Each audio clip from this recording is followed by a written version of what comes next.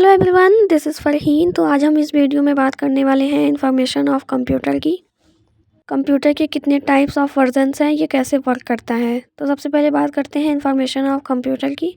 जैसा कि आप सब जानते हैं, कंप्यूटर एक इलेक्ट्रॉनिक डिवाइस है। Computer is an electronic device. In general a computer is a digital electronic device which accept data, process it and give information as output. It has several components like monitor, CPU, mouse, processor, memory, etc. Computer शब्द की जो उत्पत्ति हुई थी वो compute शब्द से हुई थी, जिसका आम भाषा में मतलब होता है कैलकुलेट करना, गणना करना, जो अर्थमेटिक और लॉजिक यूनिट को के ऑपरेशंस को आपस में फास्ट तरीके से काम करता है। पहले कैलकुलेट के लिए यूज़ की जाने वाली डिवाइसों में मैकेनिकल डिवाइस थी। अबेकस को पहला कंप्यूटर कहा जाता है।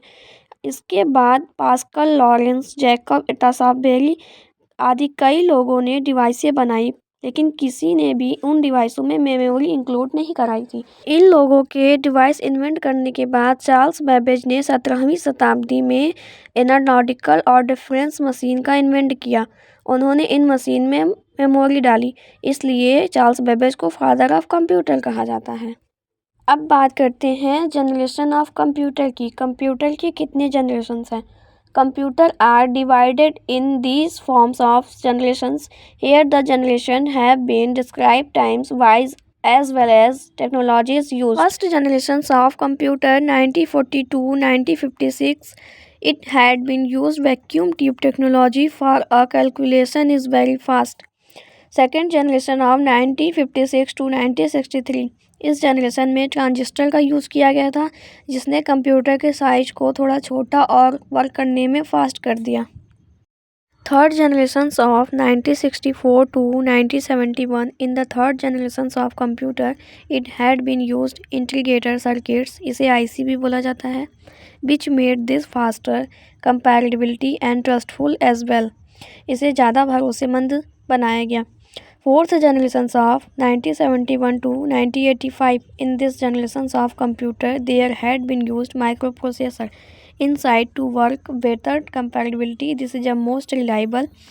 इसे इतना छोटा बनाया गया कि आप इसे कहीं भी इसे इधर से उधर उठा के ले जा सकते थे। Fifth generations of 1985 to present. This is the generations of computer where computer are assigned automatic intelligence. They use artificial intelligence (AI) where they will use their own IQ to solve a problem and end. ये थे हमारे 5 generations of computer. किन generation में किन चीज़ों का use किया गया है, कंप्यूटर को किस तरीके से फास्ट किया गया, ये मैंने आपको बताया है। अब हम बात करेंगे हाउ डज़ कंप्यूटर वर्क। तो कंप्यूटर जिन चीज़ों पे वर्क करता है, सबसे पहला है input. Input is an anatomy of the computer which is kindly referred as the data of informations which is have used to take a kindly input by the computer system so that a certain processing may take place to let you have defined output.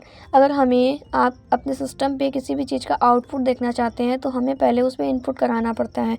हमारा कोई भी email हो, data हो या कोई भी निर्देश हो, उसे कंप्यूटर में इनपुट डिवाइस के माध्यम से ही उपलब्ध कराया जाता है, जिससे हम आउटपुट देख सकते हैं। अब हम बात करते हैं प्रोसेसिंग की। Processing device means calculation, comparison and decision. Processing device का यूज़ फोर्थ जनरेशन के कंप्यूटर में प्रोसेसिंग डिवाइस के रूप में यूज़ किया गया था। Processing device are central processing unit, जिसे CPU बोलते हैं, also called micro processor, is a small chip in computer which receive input and provide output. जब हम इन्हें आउटपुट लेना होता है तब हम इन्हें इनपुट देते हैं, ये प्रोसेस होने के बाद हमें आउटपुट प्रदान करते हैं। अब हम बात करते हैं मेमोरी की। मेमोरी इनपुट और प्रोसेसिंग के बाद का स्टेप होता है। मेमोरी हमारे सारे डेटा को स्टोर करके रखता है। In this unit the data are store during the processing. It speed is faster access then memory. Formally we call this registers too. अब हम बात करते हैं अपने फाइनल स्टेप की, आउटपुट की। आउटपुट इनपुट और प्रोसेसिंग के बाद का स्टेप होता है। जब हम अपना आउटपुट देख पाते हैं जो आपके द्वारा कंप्यूटर को दिया गया है, वो आउटपुट हमारा एक स्टोरेज डिवाइस में सेव हो जाता है, जैसे हार्ड डिस्क, फ्लॉपी डिस्क इत्यादि। ये सारे स्टोरेज डिवाइस हैं जिन्हें हमारा डाटा स्टोर करके रखता है। इस तरीके से हमारा कंप्यूटर वर्क करता है। अगर आपको ये वीडियो अच्छी लगी हो, यूज़फुल लगी हो तो इसे लाइक करें, सब्सक्राइब करें एंड शेयर करें। Thanks for watching this video.